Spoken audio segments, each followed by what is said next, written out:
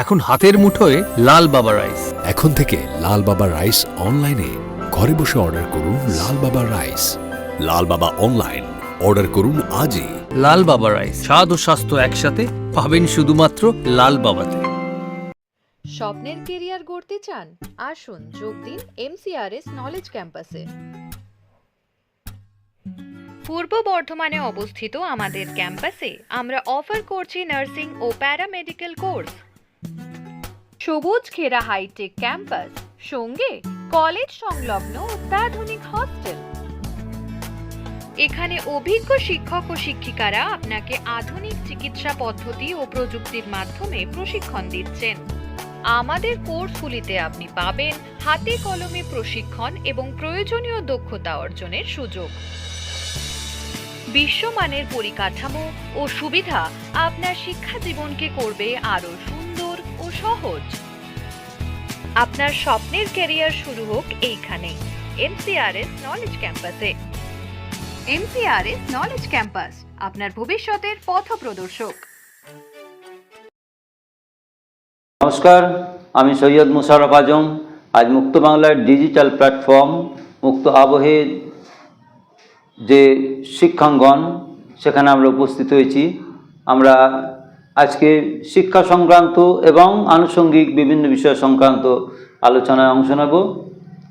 আমাদের মধ্যে আজকে উপস্থিত হয়েছেন আমাদের বর্ধমানের তো বটেই, প্রায় সারা বাংলার অন্যতম পুরাতন স্কুল, আমাদের বর্ধমান রাজ কলেজিয়েট স্কুল। এই স্কুলটির অনেক ইতিহাস সমৃদ্ধ স্কুল। তো এই ইতিহাস সমৃদ্ধ স্কুলের ঐতিহাসিক স্কুল, এই হেরিটেজ বিল্ডিং যেটা প্রায় ঘোষিত হয়ে গেছে অনেক দিন আগেই, সেই স্কুলের প্রধান শিক্ষক আমাদের মধ্যে রয়েছেন সুব্রত মিশ্র মহাশয়। তাকে স্বাগত জানাই আমাদের স্টুডিওর পক্ষ থেকে। আমরা তার কাছে স্কুল সম্পর্কে এবং পারিপার্শ্বিক বিষয় সম্পর্কে কিছু আমি জানবো। এই স্কুলের কি ইতিহাস, কেন স্কুল স্থাপিত হয়েছিল, বর্তমানে কি অবস্থায় রয়েছে এই ইংরেজি মাধ্যমের রমরমা সেখানে স্কুল আজকে কতটা প্রাসঙ্গিক, সেই সম্পর্কে তিনি কিছু আলোকপাত করবেন। তো আজকে সুব্রতবাবুর কাছে একটা বিষয় জানতে চাই। আপনি তো এই স্কুলে 2019 সালে এসেছেন। 2019 24 জুলাই। হ্যাঁ, 24 জুলাই। তো তার আগে তো কিছু স্কুলে নিশ্চয়ই আমি 1998 সালের 6 জানুয়ারি আমার প্রথম স্কুল বাঁকুড়া টাউন হাই স্কুলে সহশিক্ষক হিসেবে যোগদান করেছিলাম। তাহলে প্রায় 21 বছর সহশিক্ষক রূপে থাকার পর আমি এসএসসির প্রথম যে হেডমাস্টার্স নিয়োগের পরীক্ষা হয় তাতে র্যাঙ্ক করে আমি বর্ধমান রাজ কলেজিয়েট স্কুলে এসেছি। এই স্কুলে হঠাৎ করে আপনি এলেন কারণ অনেক স্কুল থাকতেন। দেখুন, এটা একটা নস্টালজিয়া। আমি যখন এখানে বর্ধমান বিশ্ববিদ্যালয়ের ছাত্র ছিলাম 1992 থেকে 1994 সাল নাগাদ, তখন Bardhaman Raj collegiate school was a craze. মানে বর্ধমানের সেরা স্কুলগুলোর সেরা স্কুল ছিল বর্ধমান রাজ কলেজিয়েট স্কুল। তাই আমি যখন আমার বাঁকুড়ার স্কুলেও আমি নিতে পারতাম, কিন্তু যখন দেখলাম বর্ধমান রাজ কলেজিয়েট স্কুল আছে ফাঁকা, আমি স্কুলের পাশ দিয়ে গেছি, ওখানে সেই সমাধি আছে, শের খাঁর সমাধি আছে। স্যার আফগান কুতুবউদ্দিন, যখন ছাত্র ছিলাম ওই সাইকেল নিয়ে যেতাম ওই শের খাঁর সমাধি দেখতে। তখন রাজ স্কুল মানে একটা সিনারিও। তো লোকটা তো ছিলই, বর্ধমান রাজ কলেজিয়েট স্কুল পেয়েছি মানে আমি ওটাকেই অপশন দিয়েছি। আচ্ছা, একটা প্রাচীন স্কুল হেরিটেজ স্কুল 2007 সালে হেরিটেজ অ্যাওয়ার্ডেড হয়েছে। যার ইতিহাস আছে বিশাল ইতিহাস। তো এই স্কুলে আপনি এলেন, এসে আপনার কীরকম লাগলো প্রথমে এই স্কুলে জয়েন করে? দেখুন, স্কুলটার ছাদ হচ্ছে 16,000 বর্গফুট, প্রতিটা রুম 20 বাই 20, উচ্চতা 26.5 ফুট। সেই কোরিন্থিয়াম স্টাইলে যে জোড়া পিলারের স্কুল, এই স্কুলে ঢুকতে পারে মানে যে যেন ইতিহাসকে ছুঁয়ে ছুঁয়ে দেখা। একদম তার প্রাচীন অলিন্দ, প্রাচীন হেঁটে যাওয়া মানুষগুলো যারা অতীতে ছিলেন, রাসবিহারী ঘোষ, বটুকেশ্বর দত্ত, চিত্রতারকা কমল মিত্র, যোগেশচন্দ্র রায় বিদ্যানিধি থেকে কত নাম বলবো। বর্ধমানের প্রায় সমস্ত রাজা মহারাজা এই স্কুলের ছাত্র ছিলেন। আমি আরও নস্টালজিক হয়ে পড়লাম যখন সবাই বললেন যে স্যার যে টেবিলটায় আপনি বসে কাজ করছেন ওই টেবিলটায় একসময় রামতনু লাহিড়ী, বাহ, হেনরি লুই ভিভিয়ান ডিরোজিও একদম। সুযোগ্য শিষ্য, তিনি ওই স্কুলের হেডমাস্টার ছিলেন বর্ধমান রাজ কলেজিয়েট স্কুলের। তিনি স্যার ওই টেবিলটা ব্যবহার করতেন। আমি চমকে উঠে দাঁড়িয়ে আমি প্রণাম করেছিলাম সেই মানুষটিকে। আর পণ্ডিত ঈশ্বরচন্দ্র বিদ্যাসাগর যে এই স্কুলে কতবার এসেছেন স্যার, তার তো কোনো হিসাব নেই। এইরকম একটা স্মৃতিধন্য স্কুলে আসতে কার না ভালো লাগে হেডমাস্টার হিসাবে। কিন্তু যখন তার অভ্যন্তরীণ পরিকাঠামো দেখলাম, অভ্যন্তরীণ পরিকাঠামো দেখে একটু হতাশ হয়েছিলাম। যে এত বছর স্কুল কি অবস্থা, ভগ্নদশা সম্পূর্ণ। ভগ্নদশা। দেখুন 1817 সাল এই স্কুলের হিস্ট্রিটা হচ্ছে 1810, অ্যাকচুয়ালি 1817 সালে এই স্কুল এস্টাবলিশড হয়েছিল, কিন্তু সেই প্রদীপ জ্বলার আগে যেমন সলতে পাকানো থাকে, সেই সলতে পাকানোটা হয়েছিল 1810 সাল কি তারও আগে। তখন অ্যাংলো ভার্নাকুলার স্কুল নামে রাজবাটিরই একটা অংশে স্কুলটা শুরু হয়। তারপর রাজ পরিবারের সাথে সংযুক্ত সম্পৃক্ত বিভিন্ন মানুষজনের ছেলেরা আসেন। তখন বিষয়টাকে আরও ব্রড ওয়েতে মহারাজা তেজচাঁদ রায় বাহাদুর ভাবেন এবং 1817 সালে এই স্কুলে পঠন পাঠন শুরু হয়, এস্টাবলিশড হয়। তারপর থেকে তো শুধুই গোল্ডেন পিরিয়ড চলেছে। একদম একদম। আচ্ছা, স্কুল যখন 1817, মানে সত্যি কথা সে জিরোর কথা মনে পড়ে যায়। হ্যাঁ, হিন্দু স্কুল। তারপরে আমাদের তখনও বিদ্যাসাগরের জন্ম হয়নি, হ্যাঁ, তখনও বঙ্কিমচন্দ্রের জন্ম হয়নি। বিদ্যাসাগর 1820, বঙ্কিমচন্দ্র 1824, তো রবীন্দ্রনাথ আরও অনেক পরে। সিপাহী বিদ্রোহের 40 বছর আগে। হ্যাঁ, তো এটা ভাবতে অবাক লাগে যে সিপাহী বিদ্রোহের অনেক আগে। হ্যাঁ, তো এই একটা যে আমরা এত পুরনো স্কুল একটা 1700, তখন সবেমাত্র আমরা একজন মনীষীকে, বিখ্যাত মনীষী যার পাই যে রামমোহন রায়, তার জন্ম হয়েছে। বাকি আমাদের অন্য পরিচিত মনীষী তখন জন্মগ্রহণ করেননি। ঠিক। তো এই স্কুল এত একটা ইতিহাস সমৃদ্ধ, ঐতিহাসিক একটা স্কুল। তো আমি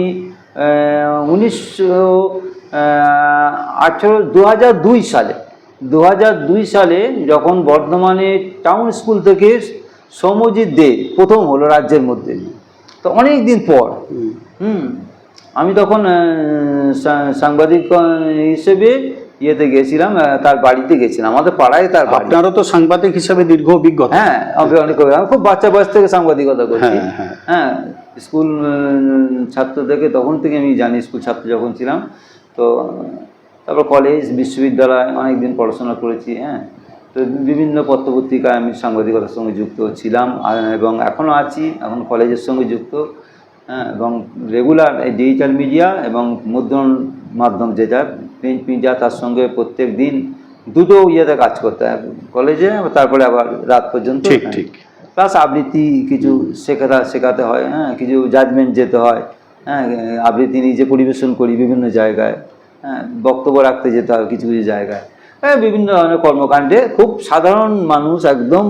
হ্যাঁ, ছাপোসা। তো সেই হিসেবে ভালো লাগে এগুলো আর কি, বলে এগুলো করি যুক্ত। হ্যাঁ, গানগমি বিশেষ কিছু আমাদের নেই।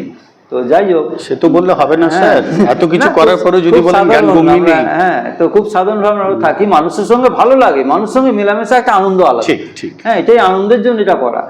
তো এইটা আমি 2002 সালে যখন সৌম্যজিতের বাড়িতে গেলাম, আমাদের পাড়াতেই বাড়ি, গোলায় বঙ্গপুরে বাড়ি, আমাদের বাড়িতে কিছুটা দূরে, অল্প দূরে। তো গিয়ে দেখলাম যে তার বাড়িতে বিশাল ভিড়। এরকম টাউন স্কুল থেকে প্রথম হয়েছে, দীর্ঘ 50 বছর পরে হলো বর্ধমান থেকে কেউ প্রথম। এই কারণে এটা বলছি আমি, এই যে আজকে এই প্রসঙ্গটা, যে তখন বাম জমানা, তখন সব কাউন্সিলর বা যারা সব ছিলেন তারা এসে করে বললেন যে এরকম এই রত্নটা পাড়ার মধ্যে ছিল, কে জানে।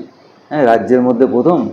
তো তারপরে ওর মা, সৌম্যজিতের বাবা টেকনিক্যাল কলেজের অধ্যাপক ছিলেন, মারা গেছেন প্রায় বছর 5-7 আগে এই মাধ্যমিক দেওয়ার। তো ওর মা ঘুরে ঘুরেও চাকরিটা পাননি, রায়চার সেখানে গিয়ে হ্যাঁ, বললেন আমার খুব কষ্ট হচ্ছে। আমাকে বললেন যে আর বাবা চাকরি মনে হয় হবে না। বলছে আমি বেশি পড়াশোনা করিনি, আমি একটা সামান্য ক্লারিক্যাল পোস্ট চেয়েছিলাম, তো সেটাও দিতে পারলো না, অপমান করছে, এখানে গেলে অপমান করছে, বর্ধমানে অপমান করছে, এই করতে করতে বলে অবস্থা খারাপ। তো এর মাঝে চলে এলো সৌম্যজিৎ, মানে ছেলের সাফল্যে মায়ের ভাগ্য খুললো। বাড়িতে এসে অ্যাপয়েন্টমেন্ট লেটার দিয়ে গেলেন নিরুপম সেন, বাণিজ্য এবং শিল্পমন্ত্রী, আমাদের আইনুল হক তখন পৌরপতি, ভাইস চেয়ারম্যান ছিলেন তখন পৌরসভার বর্ধমান। তো অবাক কাণ্ড যে এতদিন এই পরিশ্রমে যে জুতো সোল করে গেল হলো না, তাহলে ভাগ্যের নিষ্ঠুর পরিহাস, হ্যাঁ সে চাপে বড় হলো। তার এখানে যে এরকম এই অবস্থার মধ্যে শেষকালে সেই চাকরি বাড়িতে অ্যাপয়েন্টমেন্ট লেটার পেয়ে গেলেন তার মা। তো যাই হোক, খুব ভালো লাগলো। তো এই প্রসঙ্গটা এই কারণে করছি, তখন শুনেছিলাম এই বিমলবাবুরা সব টাউন স্কুলে গিয়ে ভাষণ দিয়েছিলেন, বিমলাকান্ত চট্টোপাধ্যায়, দুর্গাবাবু তখন টাউন স্কুলের হেডমাস্টার ছিলেন, হ্যাঁ দুর্গাপদ চট্টোপাধ্যায়, তারপরে ডিস্ট্রিক্ট ম্যাজিস্ট্রেট আছে, মন্ত্রী সব গিয়েছিলেন, আইনুল হক গিয়েছিলেন। গিয়ে ভাষণ প্রসঙ্গে তখন তারা সব বলছিলেন, বিশেষ করে বিমলবাবুর মুখে শুনেছিলাম যে 50 বছর আগে রাজ স্কুল থেকে প্রথম দুর্গা শঙ্কর মুখার্জি, হ্যাঁ, তা বললেন ম্যাট্রিক পরীক্ষা, হ্যাঁ, তার 2 বছর পরে 4th হয়েছিল শক্তি কিশোর চৌধুরী। হ্যাঁ, তা বললেন যে প্রথম তার আগে বর্ধমানে বললেন আমরা দেখিনি, রাজ স্কুল থেকে তখন ম্যাট্রিক নাকি পরীক্ষা ছিল, ম্যাট্রিক পরীক্ষা, হ্যাঁ, ওই সেই প্রথম হয়েছিল একজন দুর্গাশঙ্কর, এবং তারপরে এই সৌমজিৎ, 50 বছর তফাৎ। হ্যাঁ, বর্ধমানে বললো যে এই এখন বলছে রাজ স্কুল এখন অনেকে মানে পরিচিতির মধ্যে পড়ছে না, সেই লেভেলে টাউন মিউনিসিপ্যাল সিএমএস যে লেভেলে এগিয়ে গেছে অনেক, হ্যাঁ সেই জায়গায় অনেকটা পিছিয়ে গেছে। কিন্তু এটা মনে করতে হতো, মানে বাধ্য আমরা মনে করতে যে মানতে বাধ্য যে 50 বছর আগে কিন্তু টাউন এই রাজ স্কুল থেকে প্রথম হয়েছিল। তারপরে 62 না 65 সালে কত সালে টাউন স্কুল থেকে টেকনিক্যাল তখন পড়ানো হতো বলছে, টেকনিক্যালে একজন ফার্স্ট হয়েছিল রাজ্যের মধ্যে। তারপরে এই সাফল্য এত বড়। তো সেই যাই হোক, সে তখন আমি রাজ স্কুল, তো বিভিন্ন সময় রাজ স্কুল আমি নিউজ সংগ্রহের জন্য যাই। অসিত বাবু ছিলেন মাস্টারমশাই, তো বিভিন্ন ছিলেন। তো আমার বড়দা টাউন স্কুলের ছাত্র ছিলেন, তো তারও ওখানে সিট পড়েছিল। তো তখন খুবই বাচ্চা, হ্যাঁ আমি বাবার হাত ধরে, বাবা স্কুলের মাস্টার ছিলেন, তো ওখানে বাবা ওই দাদাকে দিয়ে আমাকে নিয়ে আবার, হ্যাঁ মানে বাড়িতে কেউ ছিল না তখন, স্কুলেও বোধহয় ভর্তি হয়নি, হ্যাঁ বা খুবই হয়তো 1 এরকম। তো আমাকে নিয়ে স্কুলে গেলেন, ওখানে যেখানে টাউন স্কুলে গেলেন গার্ড দিয়ে। তো সেই অবস্থার মধ্যে দেখেছিলাম স্কুলটা, তখন দেখেছিলাম তো বিশাল বড় বড় তখন এতটা ভগ্নদশা হয়নি, অনেকটা ভালো ছিল তাও, হ্যাঁ। তো হেডমাস্টার একজন খুব লম্বা চড়া মনে নেই, হ্যাঁ একজন মানুষ ছিলেন, খুব কড়াকড়ি করতেন, হ্যাঁ বেশ বকাঝকা করছেন দেখলাম অনেকে। তো এই স্কুল একটা এত বছর পুরনো স্কুল, একটা নস্টালজিক, হ্যাঁ। তো খুব অবাক লাগে, আমি 200 যখন পূর্তি হলো, হ্যাঁ 2017 সালে, তখন খোকন দাস থেকে শুরু করে সবাই এসেছিলেন, তো বিরাট র্যালি হয়েছিল। তো র্যালিতে আমার একটু ভালো লেগেছিল। আমি কিন্তু যে কোনো বর্ধমান স্কুল বা কলেজ, আমি রাজ কলেজের ছাত্র, বর্ধমান ইউনিভার্সিটির ছাত্র।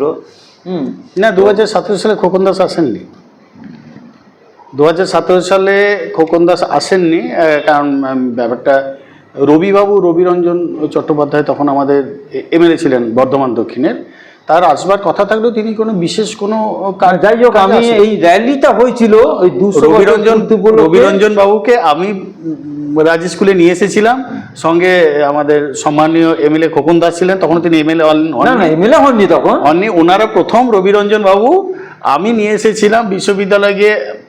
যখন আমি বর্ধমান বিশ্ববিদ্যালয়ের ছাত্র, অবভিয়াসলি উনি আমার গুরু, আর ভদ্রলোক প্রচুর আবেগপ্রবণ ছিলেন, ভীষণ ভালো মানুষ, জ্ঞান মার্গের সাধক, একদম জ্ঞান মার্গের সাধক।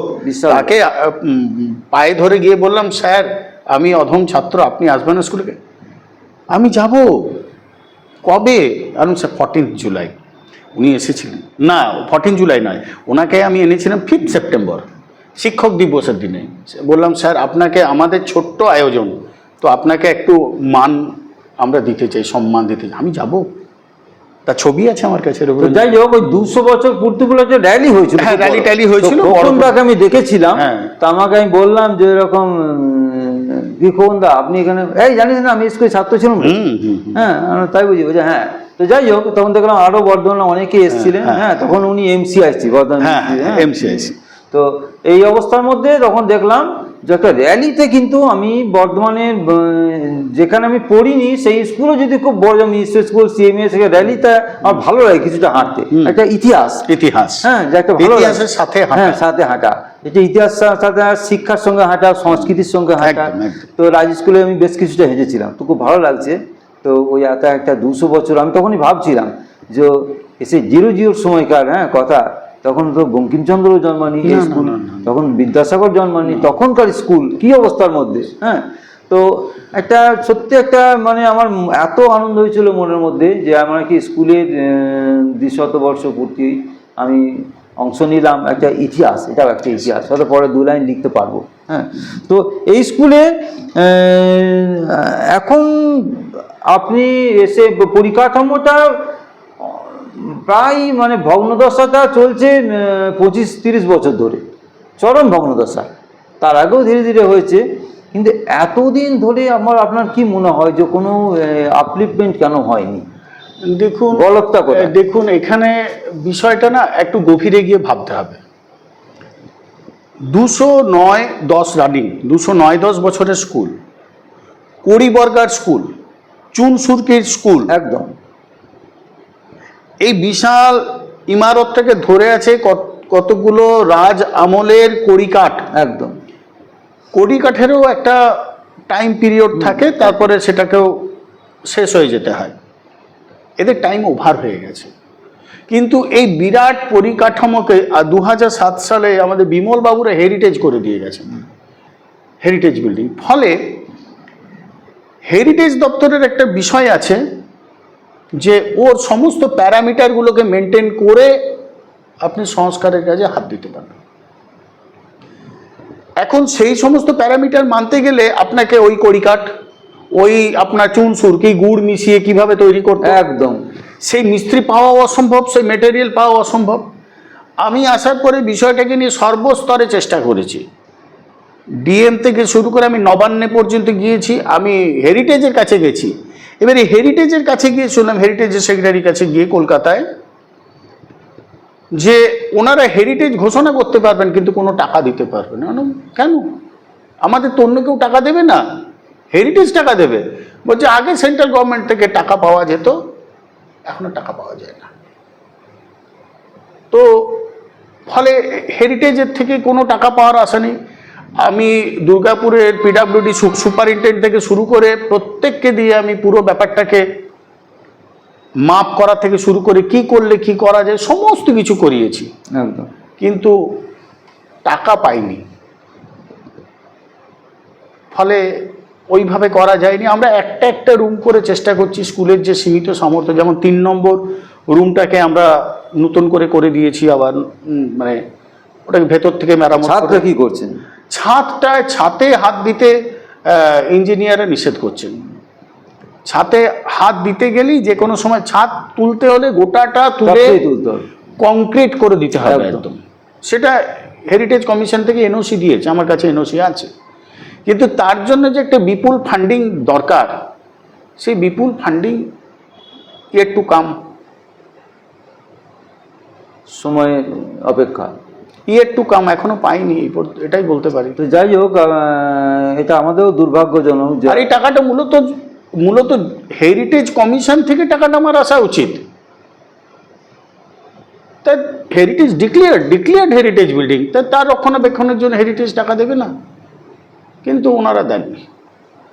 এখন স্কুলও চলছে, ওরা আবার হেরিটেজ ভ্যাকেট করতে বলবে যে আমরা এটা হেরিটেজ বিল্ডিং হিসেবে অন্যভাবে দেখবো। হ্যাঁ, হেরিটেজ ভ্যাকেট করাটা তো সেটা অন্য কথা, বিল্ডিংটা থাকুক, বর্ধমানের একটা গর্ব, তো বর্ধমানের একটা ঐতিহ্য, ওটাও করছে না, হাত দিচ্ছে না। আজকে ওই মাঠ থেকে, রাজ স্কুলের মাঠ থেকে নেতাজি সুভাষচন্দ্র বসু বক্তব্য রেখেছেন। হ্যাঁ, 1919-20 এই সময়টাতে যখন উনি কংগ্রেস সেবা দলের প্রচার করছেন, এই রাজ স্কুলের মাঠ থেকে উনি ভাষণ রেখেছেন। সেটা উপলক্ষ করে আমি 23শে জানুয়ারি আমি আসার পর থেকে প্রতি বছর একটা নেতাজির নামে বড় করে বসে আঁকো প্রতিযোগিতা করাই। একটা কোনো মূর্তি বসাননি কেন? মূর্তি দেখুন, মূর্তির ব্যাপারটা বলি, মহারাজা তেজচাঁদের মূর্তি কোথাও ছিল না বর্ধমানে।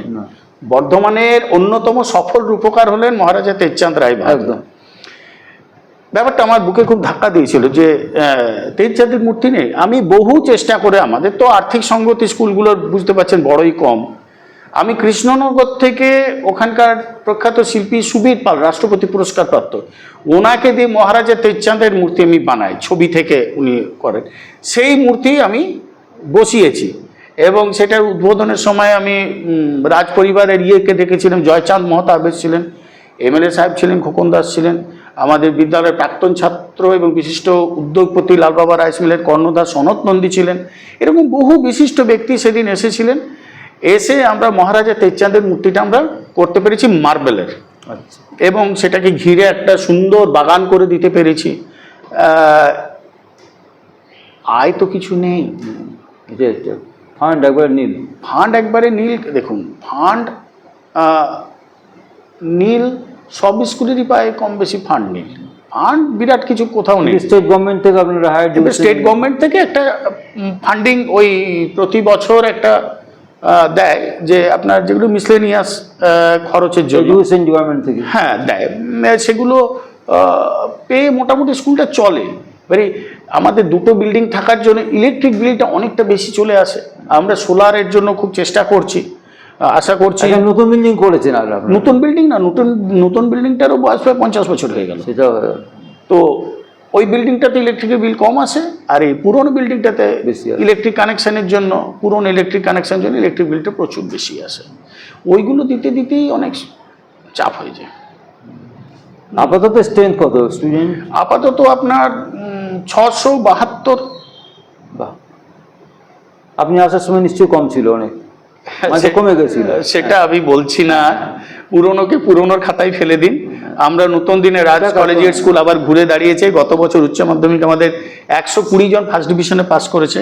বাহ, 120, দ্যাট ইজ কোয়াইট ইম্পসিবল অনেকের কাছে, কিন্তু আমরা জানি ছেলেরা চেষ্টা করছে, পারবে। প্লাস এখন পরীক্ষার যে পরিকাঠামোটা পশ্চিমবঙ্গ সরকার শিক্ষা দপ্তর এত সুন্দরভাবে পরিচালনা করেছে যে ছাত্ররা স্টেপ অনুযায়ী যদি ঠিক পড়াশোনাটা করে একটা ভালো রেজাল্ট আশা করতে পারে। এই বছরও আমাদের 3rd সেম পর্যন্ত 109 জন ফার্স্ট ডিভিশন হয়ে আছে। বাহ, আশা করি 4th সেমে গিয়ে আর একটু মাঝে বাড়বে। হ্যাঁ রেজাল্টটা কিছু রেজাল্টটা ডিটোরিয়েট করেছিল অনেকটা। হ্যাঁ, ডিটোরিয়েট করে গেছিল, স্টুডেন্টস ডিটোরিয়েট করে গেছিল। হয়েছে অনেকটা। যাই হোক, আমি নই, এটা সংঘবদ্ধ চেষ্টা। সমস্ত মাস্টার মশাইদের একজন তো কান্ডারি হতে হয়। ব্যাস ওইটুকুই বলতে পারে, এর বেশি আমার। না, আমি আপনার শুনেছি আপনি খুব প্রচন্ড ভাবে উদ্যোগ নিচ্ছেন। তো এই যে আপনাদের গেট একটা হচ্ছে, হ্যাঁ, এটা সনদবাবু তারা করছেন এই গেটটা। হ্যাঁ, লালবাড়ি কর্মরা, এবং উনিও স্কুলের প্রাক্তন ছাত্র। উনি প্রাক্তন ছাত্র, ওনার সুযোগ্য পুত্র পার্থনন্দী, উনিও আমাদের স্কুলের প্রাক্তনী। মানে ওটা একটা ছোট্ট গল্প হচ্ছে যে গেটটা করবো এরকম একটা বিভিন্ন কারণে গেটটা করার জন্য একটা চাপ তৈরি হচ্ছিল, যে এত বড় স্কুলের, ঐতিহ্যমণ্ডিত স্কুলের একটা রাজকীয় গেট থাকাও দরকার। বাট আমাদের সমস্যাটা হচ্ছে ফান্ডিং। তো আমি বিজয়ের পরে, উনি আমাকে খুবই স্নেহ করেন, লালবাবা রাইস মিলের কর্ণধার সনত কুমার নন্দী মহাশয় খুব ভালোবাসেন আমাকে। তো আমি ওনার বাড়িতে প্রণাম করতে গেছি, বললাম দুঃখের কথা, যে কাকু এরকম একটা গেট করবো হাজি। বলছে তোমার কত টাকা লাগবে? তো আমি এই বিষয়ে একবারই নভিস, আমি কিচ্ছু জানি না। অনেকক্ষণ মাথা নিচু করে চুপ করে বসে বসে বললাম 5 লাখ 5 টাকা লাগবে মনে হয়। বলছে ও ঠিক আছে, আমি তোমাকে পরশু একটা 5 লাখ টাকার চেক পাঠিয়ে দেবো। আমি সঙ্গে সঙ্গে বললাম যে কাকু স্কুল আপনার, আমি চাই আপনি 5 লাখ দেবেন না কি দেবেন আমি কিছু জানতে চাই না, আমি টাকা আমি চাই না, আপনি নিজে দাঁড়িয়ে থেকে আপনার স্কুলের গেট করুন। একদম। তো উনি কথাটাতে এত খুশি হয়েছিলেন। 5 লাখ টাকার বহু বেশি টাকা খরচ হয়ে গেছে। গেটটা শেষ হলে দেখবেন 3 গুণ হয়ে গেছে। বর্ধমানের বুকে একটা মানে স্মারক হবে। তো ভদ্রলোক এই বয়সে নিজে দাঁড়িয়ে থেকে ওই কর্মচারীদের নির্দেশ দেন, রাজমিস্ত্রিদের নির্দেশ দেন, এই দেখো লোগোটা মনে হচ্ছে একটু বাইরে বেরিয়ে আছে, একটু ঢুকবে মনে হচ্ছে। আমি এমন মানুষ পাইনি। আরেকজন মানুষের কথা না বললেই নয়, তিনি হচ্ছেন বর্ধমান দক্ষিণের বিধায়ক খোকন দাস মহাশয়। ওনাকে প্রণাম জানাই। স্কুলের যে কোনো বিপদে আপদে উনি একদম প্রাক্তন ছাত্র হিসাবে স্কুলের পাশে থাকেন। উনি অনেক বড় রাজনৈতিক ব্যক্তিত্ব, অনেক ওনার নাম ধাম, কিন্তু স্কুলে এলেই উনি যেন সেই ওনার 11-12 দিনগুলোতে ফিরে যান। তো স্কুলের গেটটা বাইরেটা দেখেছেন রং করানো, প্রাচীর হচ্ছে, ভেতরের কিছু কিছু কাজ হয়েছে, সবটাই কিন্তু উনি ব্যবস্থা করে দিয়েছেন, এটা অস্বীকার করা যায় না। এমএলএ ফান্ড থেকে কত দিয়েছেন মোটামুটি? এমএলএ ফান্ড থেকে ধরুন 2 বছরে দিয়েছেন 13 লাখ টাকার মতন, আর ওইদিকে যদি 5 লাখ, 18-19-20 লাখ টাকা দিয়েছেন, কিন্তু মুখে একটা কথা বলেননি। আমি শুধু দেখেছি অ্যালটমেন্টের পর অ্যালটমেন্ট এসে রাজ স্কুলে ঢুকছে এবং কাজ হচ্ছে। খুব ভালো উদ্যোগ, এটা নিঃসন্দেহে একটা গর্ব। ওনার কাছে এটা অবশ্যই কৃতজ্ঞতা স্বীকার করতে হয়, একদম। যেখানে আমাদের হেরিটেজ থেকে খালি হাতে ফিরিয়ে দিল, সব জায়গা থেকে আমরা শূন্য হাতে ফিরে এলাম।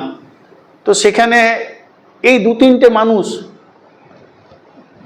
খুব করছেন স্কুলের জন্য, ওনাদের বিদ্যালয়ের পক্ষ থেকে ধন্যবাদ জানাই। হ্যাঁ, নিঃসন্দেহে খুবই গর্বের এটা। হ্যাঁ, স্কুলকে দেখা, যে কোনো মানুষই স্কুলকে, যে স্কুলের পাশে দাঁড়ালে, হ্যাঁ, তিনি নিশ্চয়ই নিজের জন্য দাঁড়ান না, হ্যাঁ, মানুষের জন্য দাঁড়ান, এটা দেখতে হবে।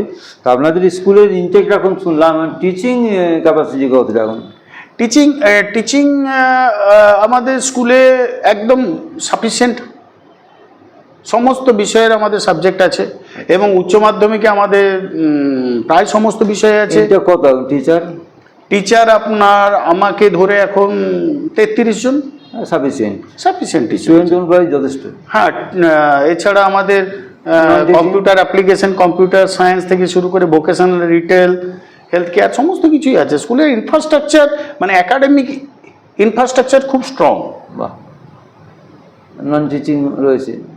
হ্যাঁ, টিচিং স্টাফ খুব স্ট্রং। আচ্ছা। এবং প্রতিদিন স্কুল 8 পিরিয়ড করে হয়, 8 পিরিয়ড একবারে 10:30 to 4:30। এই বিষয়ে শিক্ষকরাও খুব রিজিড, আমিও খুব রিজিড। হ্যাঁ, এবারে রিজিডি দরকার, না হলে রেজাল্টগুলো ভালো হতো না। না, মিন্টুবাবু তো ওখান থেকে সিএমএস স্কুলে চলে এসেছেন, যাই হোক। তো সে এখন স্কুলটা যথেষ্ট হাল ধরেছেন, এটা খুব ভালো সৌভাগ্য, স্কুলের সৌভাগ্য, গার্জেনদের সৌভাগ্য। হ্যাঁ, যারা শিক্ষার সঙ্গে যুক্ত, হ্যাঁ, তাদেরও গর্বের যে আপনি হাল ধরেছেন স্কুলটার, চেষ্টা করছেন অনেক। তো স্কুলের কালচারাল অ্যান্ড স্পোর্টস অ্যাফেয়ার্স কীরকম? স্কুলের কালচারাল দেখুন, যেটা আমি আসার পর থেকে শুরু করাতে পেরেছি, আমাদের প্রাক্তন ছাত্রদের সন্ধান করি আমি। 2-3 জন প্রাক্তন ছাত্রকে ধরে তাদের দিয়ে প্রতি শুক্রবার আঁকাটা শেখাই। ছেলেরা আঁকুক। স্পোকেন ইংলিশ, স্পোকেন হিন্দি স্কুলে শেখানো হয়। বাহ। কারণ আগামী দিনে ইংরেজি জানতে হবে, সর্বভারতীয় প্রতিযোগিতায় বিভিন্ন স্টেটে যেতে হলে হিন্দিও জানতে হবে। স্পোকেন ইংলিশ, স্পোকেন হিন্দি হয়। এবং তার সাথে আমি যেটা করাই সেটা হচ্ছে, আমাদের বিদ্যালয়ের এক প্রাক্তন ছাত্রকে ওকেও ওইভাবে ধরে বাবা বাচ্চা করে একটু দেখিয়ে দেওয়া, উনি এসে যোগাটা শেখান। আচ্ছা। এগুলো, এবং এর সাথে ফুটবল, ক্রিকেট, আমাদের স্কুল তো রাজ স্কুলের একটা খেলাধুলার ঐতিহ্য আছে আগে থেকেই। তো ছেলেরা ভালোই পারফরমেন্স করে, ট্রফি পায়, কোথাও চ্যাম্পিয়ন হয়, কোথাও রানার্স হয়, ট্রফি নিয়ে আসে মাঝে মাঝে। বাহ, খুব ভালো, গর্বের একটা আনন্দের। আচ্ছা, এই রাজ স্কুলে আপাতত কোনো ছাত্র, যে কোনো, হ্যাঁ, শিক্ষা প্লাস অন্যান্য অ্যাফেয়ার্স, কোনো একটা স্টেট লেভেলের কোনো সুনাম অর্জন করেছে? দেখুন, এখানে বলতে গেলে একটা, মানে বলতে চাইছিলাম না, আপনি একবার উল্লেখ করেছেন, গত 25-30 বছর পাস থেকে স্কুলটা একটা, মানে সব দিকেই জরাজীর্ণ দশায় পড়েছিল, both in infrastructural and academic, cultural, সব ক্ষেত্রে। তো সেখান থেকে বিগত 7 বছরে আবার কিছুটা আমরা তুলে আনতে পারছি। যেমন আমাদের আগের বছর জাতীয় বিজ্ঞান মঞ্চের যে কম্পিটিশন হয়, রাজ স্কুলের ছেলেরা বর্ধমানে চ্যাম্পিয়ন হয়, পূর্ব বর্ধমান থেকে চ্যাম্পিয়ন হয়ে স্টেট লেভেলে গিয়ে একদম কলকাতায় কম্পিটিশন করে, ওখানেও খুব সফলভাবে নিজেদেরকে উপস্থাপিত করতে পেরেছিল। বাহ। তাহলে আপনাদের এই যে ম্যানেজিং কমিটি নিশ্চয়ই আপনাদের রয়েছে, এবং কিরম সহযোগিতা পাচ্ছেন? ম্যানেজিং কমিটির সেখানেও প্রাক্তন ছাত্র, মানে এত গ্রেট অ্যান্ড হোয়ারি হেরিটেজ, যেদিকেই তাকাই প্রাক্তন ছাত্র। আমাদের 19 নম্বর ওয়ার্ডের সম্মানীয় কাউন্সিলর, মানে যে ওয়ার্ডে স্কুলটা, হ্যাঁ, শাহাবুদ্দিন খান মহাশয়, বিদ্যালয়ের প্রাক্তন ছাত্র। স্কুলকে ওনার সাধ্যমতো উনি খুব চেষ্টা করেন। সম্প্রতি উনি, এবং আমিও ওনাকে ইনসিস্ট করেছিলাম, তো উনি বার করে এনেছেন স্কুলকে মাঠটাকে আলোকিত করার জন্য একটা হাইমাস লাইট শুদ্ধ উনি লাগানোর ব্যবস্থা করে দিয়েছেন। এটা আমাদের কাছে একটা খুব বড় অ্যাচিভমেন্ট, কারণ মাঠটা অরক্ষিত এবং অন্ধকারে ঢাকা ছিল বহু কাল ধরে। সেখানে আজকে একটা হাইমাস লাইট হয়ে যাওয়া মানে আবার আলোয় ফেরা। প্রকৃতপক্ষে আলোয় ফেরা। বাস্তবে থেকে এবং আলংকারিক দুটোই। তো যাই হোক, পৌরসভার চেয়ারম্যান পরেশবাবুর কাছে কিছু আবেদন করেছিলেন। পরেশবাবু আমাদের প্রতি অত্যন্ত আন্তরিক, বিশেষ এবং শিক্ষাবিদ, নিজে একজন বিশিষ্ট শিক্ষার ব্যাপারটা শিক্ষাবিদ, বুঝবেন, এবং আমরা বর্ধমানবাসী হিসাবে প্রত্যেকেই ওনাকে সম্মান করি। স্যার, আপনি আমার প্রণাম নেবেন। তো উনিও সাধ্যমতো ওনার যত দূর সাধ্য মানে কিছু আপনার এই গুমটি টুমটি স্কুলের সামনে অনভিপ্রেতভাবে তারা করছিল, অসুবিধার সৃষ্টি করছিল, বিশেষত ছাত্রদের ঢোকা বেরোনোর সময়। তো সেখানে এসডিও সাহেবের সাথে সহযোগিতার সময় উনিও ছিলেন, যেভাবে ওনাদেরকে অনুরোধ করতে, যারা গুমটিওয়ালা তারা নিজেরাই স্কুলের ঐতিহ্য, এবং ওনাদের ছেলেরাও তো স্কুলেই পড়ে, তাহলে ওনাদের ছেলেদের ভবিষ্যতের কথা ভেবে ওনারাই কিন্তু ধীরে সুস্থে সরে গেছেন। তাতে স্কুলটা এখন সুন্দরভাবে চলছে, অবশ্যই চলছে। খুব ভালো হয়েছে একটা উদ্যোগটা আপনারা নিয়েছেন, এই যে স্কুলটাকে ধীরে ধীরে পরিকাঠামোটা উন্নত হচ্ছে। হ্যাঁ, এটা শিক্ষাগত পরিকাঠামো, হ্যাঁ, এবং কালচারাল, সংস্কৃতিগত, ক্রীড়াগত এবং সার্বিক পরিকাঠামো যেটা, হ্যাঁ, বিল্ডিং। তো এটা যাই হোক, খুব ভালো লাগছে আমাদের এই যে একটা স্কুলের এরকম আপনি চেষ্টা করছেন পরপর। হ্যাঁ, তো আজকে এই যে ধরুন এই স্কুল, এই শিক্ষা ব্যবস্থা নতুন বেসরকারি স্কুলের দিকে সব ঝুঁকে আছে, ইংরেজি মাধ্যমের দিকে।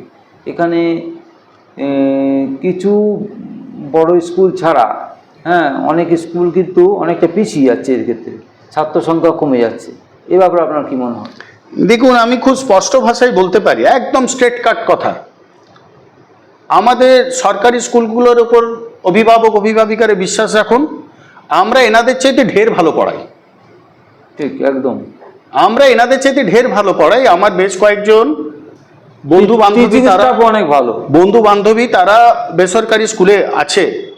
আমি সমস্ত কর্তৃপক্ষের কাছে সম্মান জানিয়েও বলছি, সেখানে মাস্টারমশাই এবং ম্যাডামদের যেভাবে তাদের ব্যবহার করা হয়, একেবারে নিংড়ে নেওয়া হয়, এটা মানে শিক্ষকদের এভাবে ব্যবহার করা যায় না। তারা আরও বেশি মুনাফা সংগ্রহের জন্য শিক্ষাক্ষেত্রে, মানে বিশেষত টিচার, আমি নিজে একজন শিক্ষক, আমি অবশ্যই আমার সহকর্মী বন্ধুদের কথা ভাববো একদম। সো সেখানে তাদেরকে যেভাবে কম পয়সায় খাটিয়ে নেওয়া হয়, একদম দিবারাত্র তাদেরকে পরিশ্রম করা হয়, তাতে তারা জাস্ট প্রোটোকলটা মেনটেন করে, ক্লাসে যান, ক্লাসে গিয়ে পড়ান। কিন্তু আমরা যে আন্তরিকতার সাথে পড়াই, বাবা বাছা মাথায় হাত বুলিয়ে, এই দরদ যেটা নেই। আমার হেডমাস্টার চেম্বারে মাস্টারমশাইরা বলে ঢোকেন, ছাত্রদের বলে ঢোকার কোনো দরকার হয় না। তারা আমার কাছে আসে, খুব ছোট ছোট ছেলেগুলো এসে আমার কোলেও বসে পড়ে। তো আমি গার্জেনদের বলি, আপনারা বাবা মা, কিন্তু স্কুলের বাইরে তো আমিও ওদের বাবার মতন, আমরা ওর মায়ের মতন। তো ফলে কি, রাজ স্কুল থেকে যে একটা সংখ্যা অন্য স্কুলের দিকে চলে যাচ্ছিল, তারা কিন্তু ধীরে ধীরে আবার রাজ স্কুল মুখী হচ্ছে। বাহ, এটাই আমাদের কাছে সবচেয়ে বড় আনন্দের। একটা ঐতিহাসিক স্কুল আজকে নিজের গরিমায় ফিরে আসছে। আজকে আপনি আজকে গার্জেনরা যেটা ভ্রমে করছেন, তার সুন্দর ইনফ্রাস্ট্রাকচার দেখে, সেখানে এসি দেখে, সেখানে হাই হ্যালো দেখে সেখানে ছাত্রদের নিয়ে যাচ্ছেন। কিন্তু আপনারা অনুগ্রহ করে আমাদের সরকারি স্কুলগুলোর দিকে মুখ ফেরান। আমরাও সরকারি স্কুলে পড়েছি, আর সবচাইতে মজার কথা হচ্ছে, যারা আপনাদের ছেলে মেয়েদের ওই বেসরকারি স্কুলে পড়াচ্ছেন, খোঁজ নিয়ে দেখুন, তারাও সরকারি স্কুল থেকে পাস করেছে। একদম। তো এটা একটা ভ্রান্তি, চকচকে হলেই সোনা হয় না, পাকা সোনা অন্য জিনিস। All that glitters is not gold. একদম ঠিক কথা বলেছেন স্যার, যে ওর চকচকে ভাব একটা আছে, কিন্তু আফটার এডুকেশন লাইফ আপনারা অনেকেই বুঝতে পারবেন যে আপনারা একরকম প্রতারিত হয়েছেন ওই ঝাঁ চকচকে আবহাওয়াগুলো দেখে। সরকারি স্কুলে ফেরুন, আমাদের সরকারি শিক্ষা ব্যবস্থায় কি নেই, সুযোগ সুবিধা থেকে শুরু করে সমস্ত রকম স্কুল ব্যাগ থেকে দেওয়া শুরু করে, বাচ্চা মেয়েদের জন্য কন্যাশ্রী প্রকল্প থেকে শুরু করে, আপনার সবুজ সাথীর মহিমা এখানে বর্ধমান শহরে বসে বোঝা যাবে না। গ্রামাঞ্চলে যে স্কুলে দূরত্ব বাড়ি থেকে 3 কিলোমিটার, সেখানে ওই বাচ্চা ছেলে মেয়ে যখন ওই সবুজ সাথী সাইকেল পেয়ে লাইন দিয়ে টিং টিং করে বাজিয়ে বাজিয়ে সেই প্রত্যন্ত গ্রামের স্কুলে গিয়ে পৌঁছয়, সবুজ সাথীর মহিমা সেখানে। একদম। আজকে মাধ্যমিক পাস করার পর এখন আমরা সবাই জানি যে ইন্টারনেট ব্যবহার করতে হবে। আপনি ফিজিক্স কেমিস্ট্রি বলুন, যে কোনো সাবজেক্টে ফোন ল্যাপটপ ইত্যাদি ব্যবহার করাটা এখন শিক্ষার ক্ষেত্রে জরুরি বিষয়, ডিজিটাল বিষয় খুবই অলমোস্ট নেসেসারি। আজ দেখুন মুখ্যমন্ত্রী বা পশ্চিমবঙ্গ রাজ্য সরকার 10,000 টাকা করে তরুণের স্বপ্ন দিচ্ছে যে তুমি ডিজিটালাইজড হও, তুমি শেখো, তুমি জানো। এটা এর ট্যাব পাচ্ছে, এর আগে স্টুডেন্ট ক্রেডিট কার্ড পাচ্ছে, অনেক সুবিধা পাচ্ছে। এটা কিন্তু এত সুবিধা আমরা কোনোদিন পাইনি। আমরা তো বাম জমানায় পড়াশোনা করেছি, তখন যেভাবে লোডশেডিং হতো, পরীক্ষা পরের দিন সন্ধ্যাবেলা থেকে রাখতে হতো, ইলেকট্রিক নেই। আমি মাধ্যমিক পরীক্ষা দিচ্ছি, জ্বালিয়ে রাখা, ইলেকট্রিক নেই। কারণ আজ তো ছেলেপুলেরা কারেন্ট নেই এই শব্দটার সাথে, ইলেকট্রিক নেই, লোডশেডিং এই শব্দগুলোর সাথে অত পরিচিত নয়। তাহলে এত সুযোগ সুবিধা আজকে আমাদের সরকার যখন দিচ্ছে, আমার মনে হয় অভিভাবক অভিভাবিকাদের কাছে আমার বিনম্র অনুরোধ, আপনারা সরকারি স্কুলের উপর আস্থা রাখুন। আমরা খারাপ পড়াই না, বিশ্বাস করুন, আমরা ভালো পড়াই। আপনারা সরকারি স্কুলে ফিরুন। ওই চকচকে দেখে শোনা বলে ভাববেন না, ওর মধ্যে ওই গিল্টি করা বিষয়টাই বেশি। একবারে শোনা নেই এটা বলবো না, কিন্তু প্লাস সেখানে সব ক্ষেত্রে মেনে নেওয়ার কোনো, বেশিরভাগ ক্ষেত্রে মেনে নেওয়ার কোনো ব্যাপার নেই। আমি তো জানি, মানে 30 বছর হলো প্রায় আমার শিক্ষকতার। আমি অনেক সরকারি বেসরকারি স্কুলের বহু জেলায় অনেকের সাথে আমি পরিচিত। প্রত্যেকটা জেলা থেকে একই ব্যাপার। সব সরকারি স্কুলেও যেমন ঠিক মতো পড়াশোনা করায় না, এটা ঠিক। আবার সব বেসরকারি স্কুল ঠিক হয়। বেসরকারি স্কুলে যেটা মাইনাস হয়ে যাচ্ছে, একদম টাকা টাকা গার্জেনের টাকা চলে যাচ্ছে, একদম প্রচুর। ওই সাধারণ অনেক ইচ্ছা করে পারে না, ওই স্যুট বুটের চক্করে পড়ে আমার ছেলে মেয়ে তাদের প্রাথমিক যে 2-1 সাল, তারপর থেকে আমি সরকারি নিয়ে চলে এসেছি, সেখানে বলছে সপ্তাহে 3 দিন 3 রকমের ড্রেস পরে আসতে হবে। কেন? আমি জানি না। আচ্ছা, অলমোস্ট 90% পারবে না, যেটা ভয় পারবে না। সেখানে কি হচ্ছে, সরকারি স্কুলে এগুলো দেওয়া হচ্ছে, স্কুল ব্যাগ দেওয়া হচ্ছে, জুতো ব্যাগ সবই দেওয়া, জুতো ব্যাগ বই খাতা, বই তো সব ফ্রি। শুধু পড়াশোনা করুন। মাইনেও 10 সামান্য 240 টাকা, 240 টাকা, ওটা বেঁধেই দিয়েছে 240 টাকা। 240 টাকায় আমাদের দম বেরিয়ে যায় স্কুল চালাতে, কিন্তু যারা 240 টাকা দিচ্ছে তাদের তো কষ্টটা অনেক কমে যায়। আজকে বেসরকারি স্কুলগুলোতে আপনারা সাংবাদিক বন্ধু খবর নিন না, হাজার হাজার টাকা, লাখ লাখ টাকা সেখানে অ্যাডমিশন ফি, সেখানে প্রতি মাসে দিতে হচ্ছে। ছেলে কি বেরোচ্ছে, নিঃসন্দেহ। আর মাসে এক মাসে 5,000, 7,000, 10,000 করে মাইনে। আপনি বলুন, আমাদের স্কুলটা যে এলাকাতে আপনি তো জানেন, একদম ওখানে ছেলেপুলে পারবে 5-7 হাজার টাকা, তাহলে ওদের পড়াশোনা। বেশিরভাগ মা বাবারা ঘরে কাজ করে, রিক্সা চালায়, ভ্যান চালায়, টোটো চালায়, রাজমিস্ত্রি। তাহলে ওদের জন্য পশ্চিমবঙ্গ সরকার ভাবছে। এটাই আগে কেউ না বাম জমানায় দেখেছি তো। না, এখন কিন্তু সরকার অনেক দিচ্ছে। মাস্টার মশাইদের কথা ভাবে এই কন্যাশ্রী 3টে খেপে পাচ্ছে। হ্যাঁ, কম কথা, সে একদম পুরোপুরি শেষ করে ফেলবে লেখাপড়া একদম। হ্যাঁ, আমাদের কলেজে দেখেছি যে অনেক মেয়ে বলে যে আমরা ইয়েতে এসেছি, স্টেজ 2 সেটা এখানে এসে কলেজে এসে ইয়ে করছে, আবার ইউনিভার্সিটিতে আবার পাবে। এটা একটা বিরাট প্রাপ্তি। মানে শিক্ষাক্ষেত্রে যে একটা নবজাগরণ ঘটেছে অনেকটা, অনেক ছাত্রছাত্রীদের স্বার্থে, একথা অনায়াসে বলা যায়। এটা একদম মানে সরকার কোনো দিকে কার্পণ্য করছে না, এটা নিঃসন্দেহে খুবই আমাদের গর্বের। আজকে ভাবতে পারেন, রাজ স্কুল থেকে 120 জন ছাত্র ফার্স্ট ডিভিশনে পাস করেছে। ভাবাই যায় না। শুধুমাত্র সরকারি ভর্তি হয়, ওই তো ছেলেগুলো ভর্তি হয়, নার্চার করছেন আপনারা, ওদেরকে নার্চার করে ফার্স্ট ডিভিশনে পাস করে যাচ্ছে।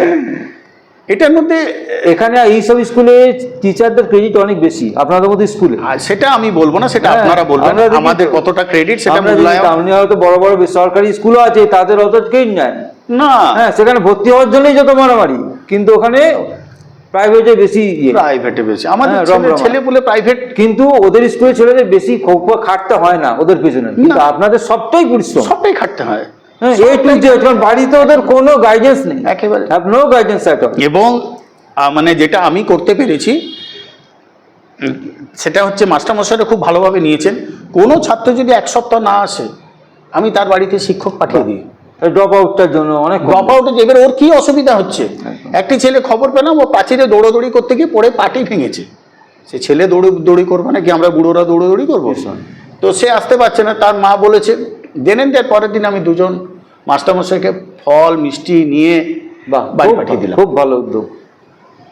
ও বুঝবে যে আমার আরেকটা বাড়ি আছে, সে বাড়িটার নাম রাজ কলেজিয়েট স্কুল। এবং ও ইচ্ছে করলো, বাবা আমার যদি ইচ্ছে করে পড়া ছাড়ি দিতেও পারবে না, পারবে না। এই জায়গায় বিরাট ওষুধ দিয়ে দিলেন আপনি। না, ও জানবে যে বাড়িতে আমি যেমন আদর পাচ্ছি, আরো গার্জেন আছে, আরেকটা বাড়ি আমার আছে, সেটার নাম বর্ধমান রাজ কলেজিয়েট স্কুল। এবং আরো অভিভাবক আমার আছে, আরো আমার অভিভাবক আছে, তারা কিন্তু আমার খোঁজ রাখে। খুব ভালো এটা। হ্যাঁ, এইগুলো নিউ এডুকেশন পলিসি সম্পর্কে আপনার কি মনে হয়? যেটা নিউ এডুকেশন পলিসি বলতে আপনি কি বলতে চাইছেন? কতটা এটা যুক্তিযুক্ত মনে হয়, অ্যাপ্লিকেবল কতটা? নিউ এডুকেশন পলিসি এখন ধরুন মাধ্যমিক এবং উচ্চ মাধ্যমিক স্তরে তেমন যে ব্যর্থ হয়ে যাবে কি সফল হয়ে যাবে এটা নয়। আমার আলটিমেট লক্ষ্য হচ্ছে যে ছেলেটা পড়াশোনার শেষে কোথায় গিয়ে পৌঁছলো, সেটার জন্য ওয়েট করতে হবে। সেটার জন্য ওয়েট করতে, এটাকে সফল বা ব্যর্থতা এটা দিয়ে এক্ষুনি বোধহয় বিচার করলে খুব আর্লি সময় লাগবে, একটু সময় লাগবে। তবে যেরকম বিষয় টিষয় হচ্ছে, আমরা একটু অপরিচিতই বিষয়টার সাথে, তবু মানিয়ে নিচ্ছি, অ্যাডপ্ট করে নিচ্ছি তাড়াতাড়ি। দেখা যাক, ওয়েট অ্যান্ড সি। ঠিক আছে, আমরা তাহলে খুব ভালো লাগলো এতক্ষণ। আমরা সুব্রত মিশ্র মহাশয়, একজন বিশিষ্ট শিক্ষাবিদ এবং অভিজ্ঞ শিক্ষক, বর্ধমান রাজ কলেজে যে স্কুলের মতো একটি স্কুল, ঐতিহ্য প্রাচীন স্কুল, হেরিটেজ স্কুল, আমাদের বর্ধমানের গর্বের স্কুল, সেই স্কুলের প্রধান শিক্ষক, দীর্ঘদিন শিক্ষকতা করছেন। বাংলা এবং ইংরেজি দু বিষয়ে তিনি স্নাতকোত্তর এবং আমাদের বর্ধমান বিশ্ববিদ্যালয়ের প্রাক্তন ছাত্র, বর্ধমানের মানুষ তিনি, এবং দীর্ঘদিন ধরে আমাদের শিক্ষা ব্যবস্থার সঙ্গে যুক্ত। একজন রাজনৈতিক সচেতন মানুষ না হয়েও তিনি কিন্তু সংস্কৃত সচেতন মানুষ এবং সমাজ সচেতন মানুষ। হ্যাঁ, এবং রাজনীতি তো থাকবেই, এই ক্ষেত্রে কোনো ব্যাপার নয়। সব স্কুলেই এখন রাজনীতির লোকরা যুক্ত হচ্ছেন, কিন্তু সেখানে পড়াশোনার যাতে হ্যাম্পার না হয় সেটা আমরা দেখব। এবং সেক্ষেত্রে কিন্তু তিনি যথেষ্ট কঠোরভাবে স্কুলের পরিবেশ রক্ষার জন্য তিনি উদ্যোগী হয়েছেন এবং সেখানে আমাদের বিধায়কের সহযোগিতা পেয়েছেন, আমাদের জেলা শাসকের, পৌরপতি থেকে শুরু করে প্রত্যেকের সহযোগিতা তিনি পেয়েছেন, পুলিশ সুপারের সহযোগিতা পেয়েছেন স্কুলকে সুন্দরভাবে জঞ্জালমুক্ত করার জন্য। চারপাশে বিভিন্ন রকম পরিকাঠামোগত যে স্কুলের সুন্দর পরিকাঠামো, যে পরিবেশ দূষণের ক্ষেত্রে, সমাজ দূষণের ক্ষেত্রে যে একটা খারাপ দিকে মোড় নিচ্ছিল, হ্যাঁ, সেই দিক দিয়ে তিনি স্কুলকে সুন্দরভাবে সুরক্ষিত করেছেন এবং প্রশাসনের সহযোগিতার সঙ্গে তিনি সহযোগিতা পেয়েছেন এবং স্কুলকে ক্রমশ শিক্ষার দিক দিয়ে, সংস্কৃতির দিক দিয়ে এবং পরিকাঠামোর দিক দিয়ে চেষ্টা করছেন যাতে আবার তার হিত গৌরব পুনরুদ্ধার করা যায়। এবং এই যে 210 বছরের স্কুল, হ্যাঁ, এটা বললে হবে না, এটা 210 বছরে পা দিচ্ছে এই স্কুলটা। হ্যাঁ, আমরা আমাদের রাজ্যের মধ্যে একটা অন্যতম প্রাচীন স্কুল। হ্যাঁ, এবং এই স্কুল যে এত সুন্দরভাবে তিনি পরিচালনা করছেন এবং যে শিক্ষা ব্যবস্থা, রাজ্য শিক্ষা ব্যবস্থা, সেটাকে পুরোপুরি যে সুবিধা, সে যে সুফল, যে বিভিন্ন সহযোগিতা, সেটা পুরোপুরি কাজে লাগাচ্ছেন। আমরা এর জন্য গর্বিত। আমরা বিভিন্ন বিষয় সম্পর্কে উপকৃত হলাম। আমি সৈয়দ মোশাররফ আজম একসঙ্গে এতক্ষণ তার সঙ্গে ছিলাম। সুব্রত মিশ্র মহাশয় বর্ধমান রাজ কলেজ স্কুলের প্রধান শিক্ষক, তাকে আবার আগামী দিনে কোনো বিষয় সম্পর্কে অবশ্যই পাবো আমরা আজকে আপনাদের কাছ থেকে এখানেই বিদায় নেব। ভালো থাকবেন, নমস্কার।